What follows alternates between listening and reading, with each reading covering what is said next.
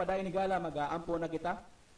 Labing bala ano gamana namo nga Dios, nagapasalamat kami Ginoo karon nga kabuntagon o Dios sa diin nga kami amahan makapadayon magkinabuhi. Gipamata pa mi nimo Lord kay ang rason amahan napa kay gusto ipabuhat ka namo Lord. O hinaut paunta ka na makaplaga namo kana siya nga purpose among kinabuhi Ginoo o ma-accomplish namo Ginoo ang gusto nimo nga ipa-accomplish namo. Lord, pasayloa kami sa among makalapasan nga nakomitar Lord every now and then sa mga kinabuhi. Sa diin Ginoo ikaw wala nalipay sa among kinabuhi o Dios. Pasayloa kami amahan o bisan pa man hinluoy kami sa hamili nimo nga dugo. O karon Ginoo sa mga pagtuon sa imong balaang pulong, hinaut paunta o Dios ang imong balaang espiritu mo ay magkapasabot kanamo Ginoo kay dili ni masabtan sa mo alamang Ginoo kinahanglan namo Lord God ang tabang ang lamdag sa imong balaang espiritu Lord God o tabuni kami sa miling dugo sa imong balaang anak si Ginoong Jesucristo o gimuha kaming takos amahan nga moduol diha kanimo o bisan pa man o Dios ginatugyan ako ang tanan bisan pa man ikaw magka-bless sa tanan nga nagapang-share labi na o God sa mga online friends nga nagapang-share naging kabahin nini nga ministry Lord o bisan pa man amahan sa mga radio listeners Lord God nga kanunay gyud Ginoo naga-tune in sa ilang radio aron makapaminaw silang sa imong message Ginoo naga-pray ko nga ikaw maga-bless kanilang tanan kani amahan amo ginatugyan gipasalamatan diha kanimo sa pangalan ni Ginoong Hesus among Dios ug manluwas. Amen. Once again, good morning kanatong tanan. Dalaygon ang Dios karon nga kabuntagon sa diin kita gayud makapadayon sa nga balaang pulong. Dalaygon ang Dios kay nindot kayo ang panahon no, dali ra maadlaw o ang Dios gyud kanunay nagahatag og iyang mga panalangin sa tuwa nga kinabuhi despite sa realidad nga kita dili gyud ta ang ayan nga modawat sa panalangin sa Dios nganuman kay kita manggod mga higala is mga makasasala ta. Apan salamat sa Dios kay siya gayod nagapadayon sa pag bless ka nato og this time padayon kita magatuon sa tuwa nga series Victorious Christian Life o ang atong series karon is padayon kita sa atong series and we are now in our series number 3 Secrets for Victorious or Secrets of the Victorious Christian Life no and last week ato ang na-discuss ang principles of Victorious Christian Life which is nasabtan nato higala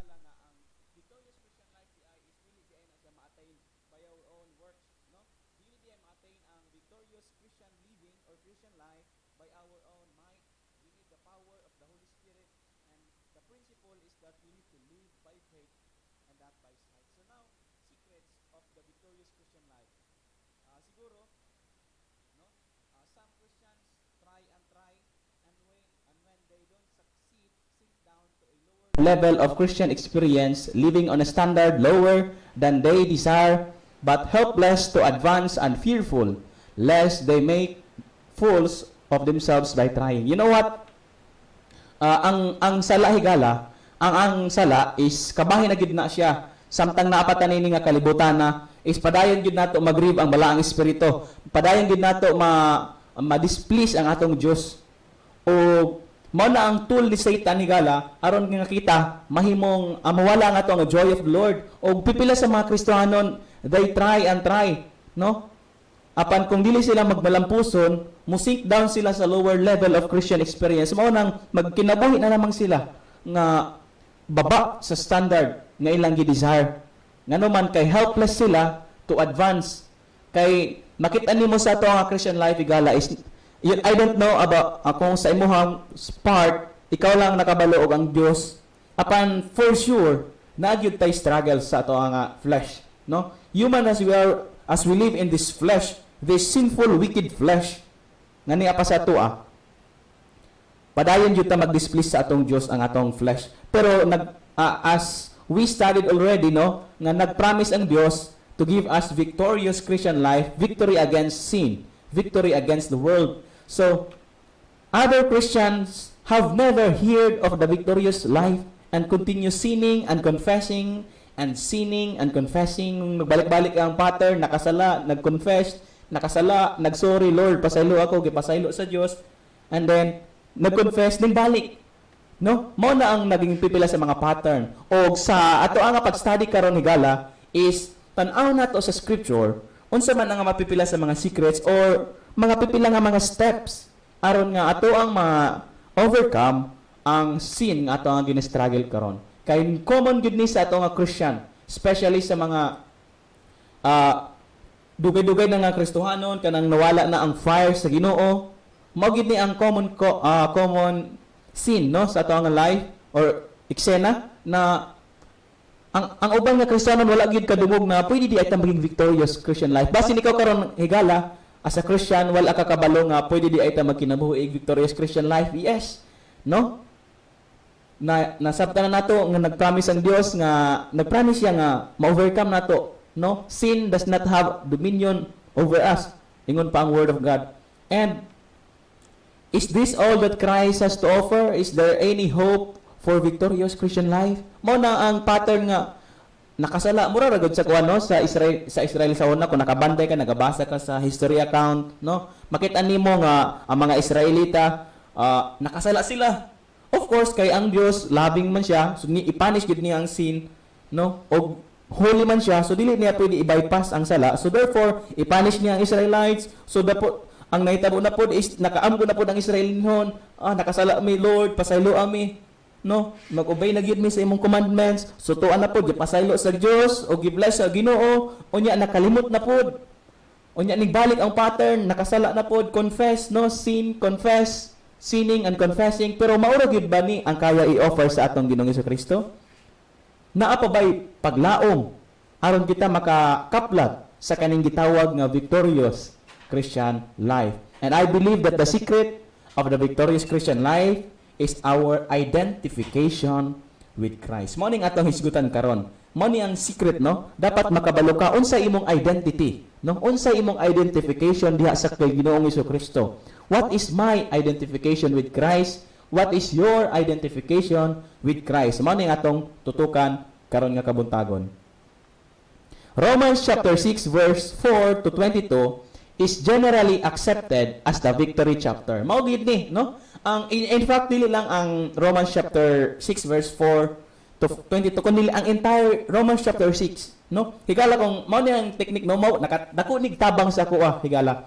Ako dili man gid ko perfect, nag-share nako ni, gi-preach nako ang about victorious Christian life og wala na nagpasabot higala nga perfect nako, permi nako victorious. There are a lot of times nga ako mismo higala is weak jud ang akong flesh. Man ingon si Jesus Christ, no? The spirit is willing but the flesh is weak. Pero apan kung nag-struggle ka karon, ang pinaka the best na chapter sa Bible nga imong pwede i-check is the Romans chapter 6. O mao ni siya ang generally accepted as the victory chapter, and most of our verse nga pagatun-an karon higala is makitaan diri sa Romans chapter 6 verses 4 down to verse 22. In the cross of Christ, two important truths are taught: substitution and identification. Now, unsa man ning substitution and identification, no?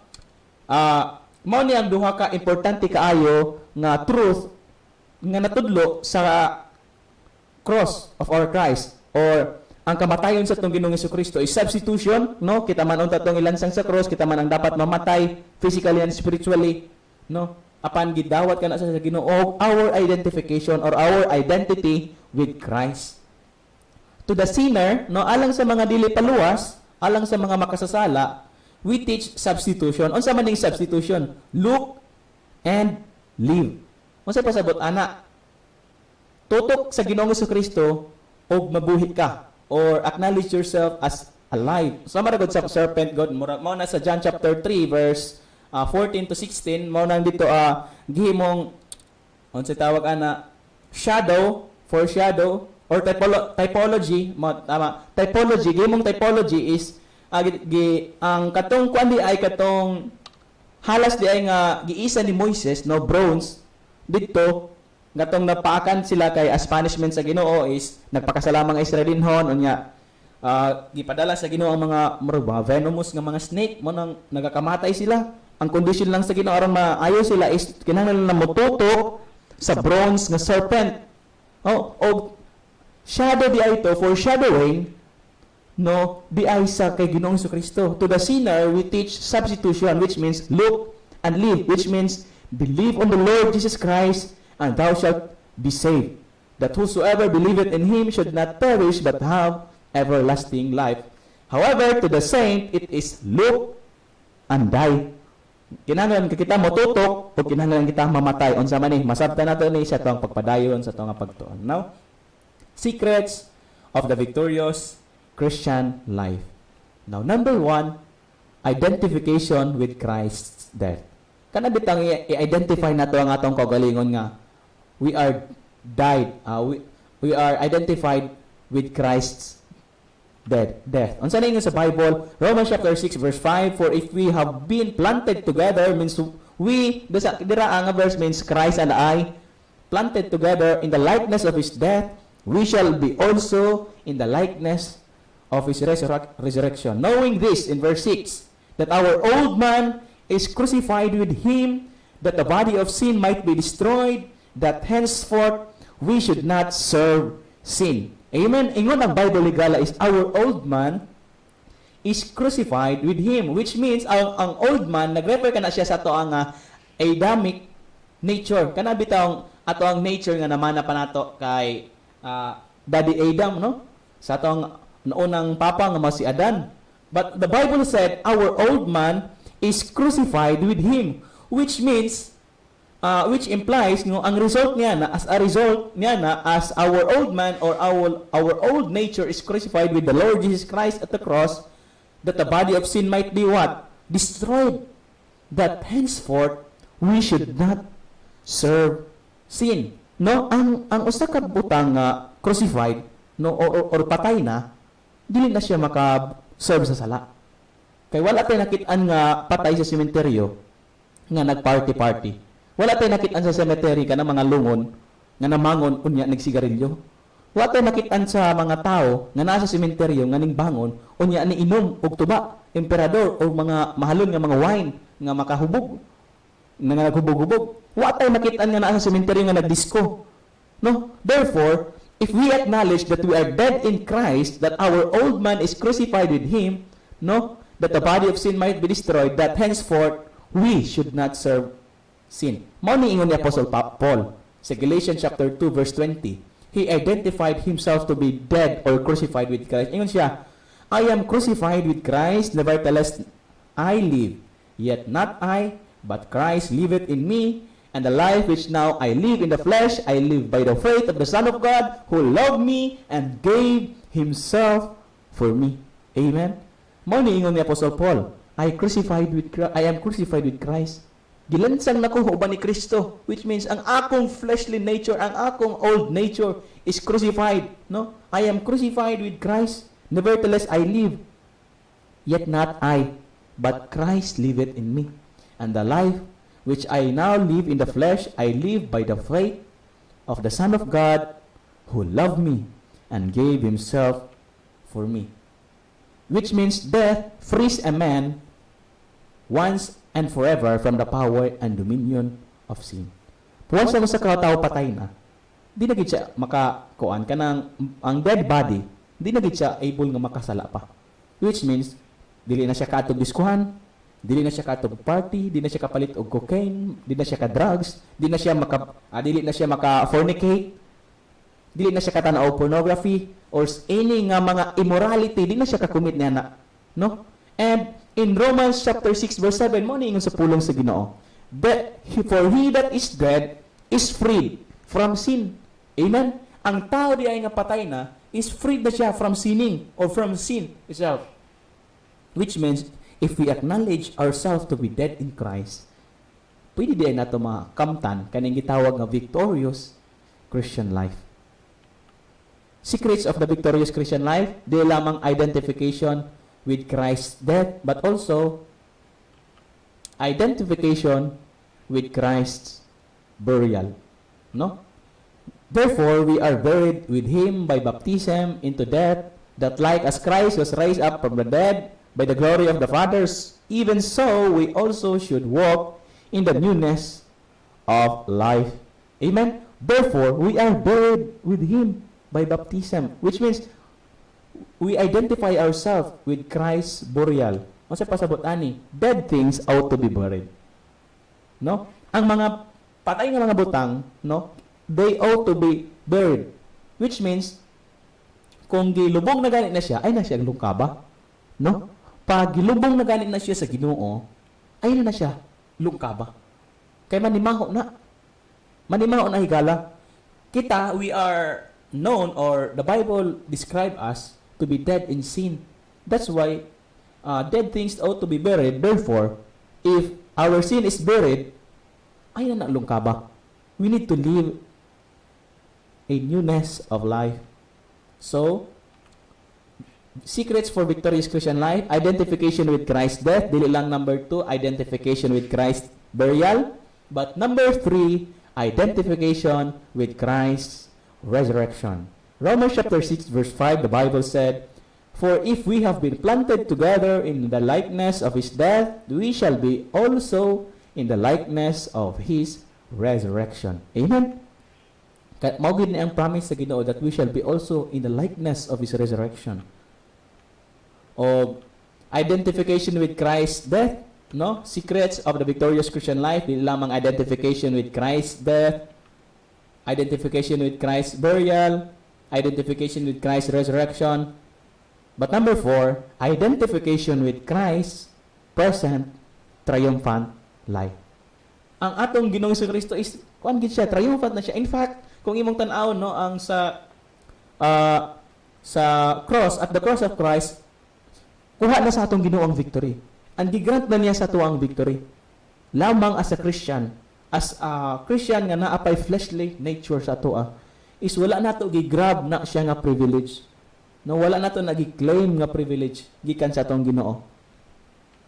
Pero ang yun ang Bible, Romans chapter 6 verse 4, na morning ingon ako sa inyo nga ang chapter 6 jud sa Book of Romans magid ni ang pang victorious Christian life, no? Sa mga nag-struggle dira, once again, gi-invite ko kamo kung nag-struggle kamo og certain sin, I highly recommend the Book of Romans chapter 6 because it is generally accepted as victory chapter. Now, the Bible said in verse 4, "Therefore we are buried with Him by baptism into death, that like as Christ was raised up from the dead by the glory of the Father, even so we also should walk in newness of life." Tungod kay atong Dios, ang atong Ginoong Kristo, no, gibanhaw or nabanhaw. So kita po dapat magkinabuhi ta nga aduna nay kabag-uhan sa atong kinabuhi. Dili na ta magkinabuhi sa dati. Too much na kayo, sige na ta magkinabuhi para sa tong flesh. And now it is the kung kano sa man ang time, this is now the time nga kita mubalik sa Dios, nga magkinabuhi ta nga na hisubay sa iya nga balaang kabubuton. Knowing this, that our old man is crucified with Him, that the body of sin might be destroyed, that henceforth we should not serve sin. Subo lang higala nga dagka mga Kristohanon, and I do not say pipila apan daghan, many Christians are serving sin. Subo, mao nang subo nga makita nato sa atong society karon. Dili nga nimo ma-discern ang kung kinsa ang Christian or dili Christian, no? Dili na nato ma-discern kay ang most or some of the Christians, many of Christians are living carnally. Oh, that's why we cannot discern anymore kung Christian ba gid ni or unsa. And mao na siya ang realidad sa atong kinabuhi. Na mao nang makaingon ng atong silingan, ingon Kristohanon. No? Because ngono sa man giruwi nato ang testimony sa Dios. As a Christian, we ought to serve our master, the Lord Jesus Christ. And that's why our old man is crucified with Him, that the body of sin might be destroyed, that henceforth we should not serve sin.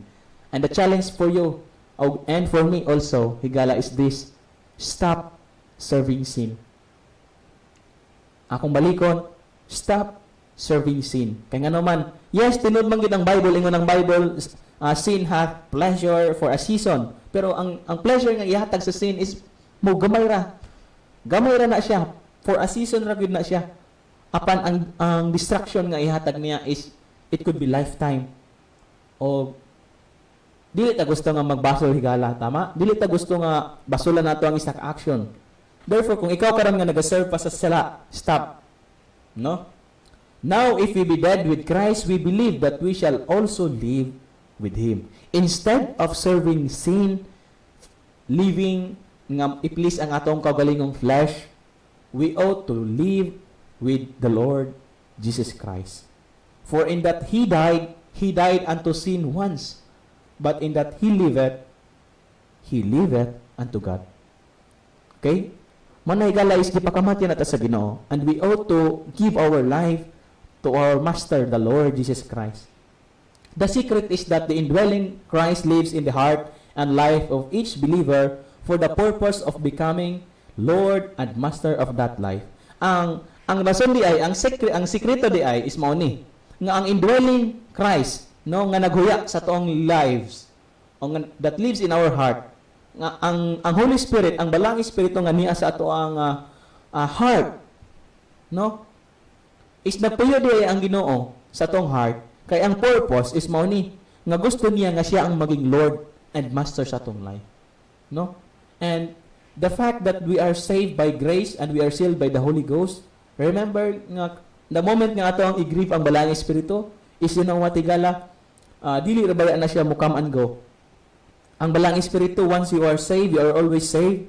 Once you are sealed, you are always sealed unto the day of redemption. Mao nang pag makasala ta is ang effect niya na higala is mao ni mag-grieve ang balang espiritu o dili baya muhawa ang balang espiritu sa tuwa. Mao gani nang wala ta nagtuo nga wala ta nagakantaan ang kanta nga Come Holy Spirit I need you, kay wala ta nagtuo nga muhawa ang balang espiritu.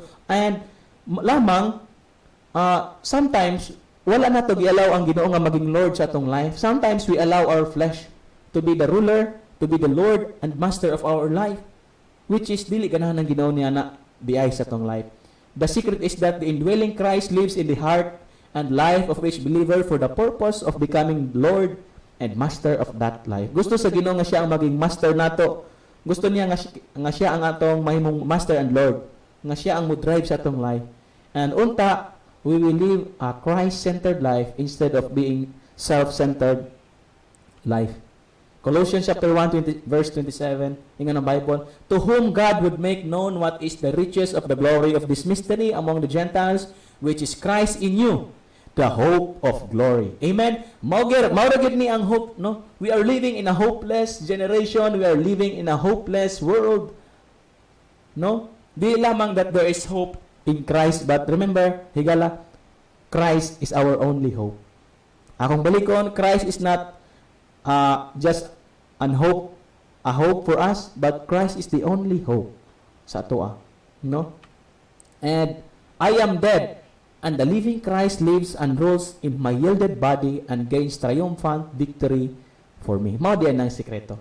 We need to cling on the triumphant life of our Lord Jesus Christ. Secrets of the victorious Christian life. So higala mao ra pud ni kung dili pa ka sure sa imong salvation is dili gyud nimo, dili pa ka luwas diha sa Ginoong Hesukristo, never gyud nimo ni ma-attain.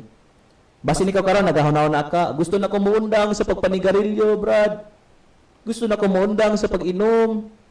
Gusto na ko muundang niya ni nga sala. Pero pangutan na sa imong kaugalingon. Sure na ba ka sa imong salvation? You know what?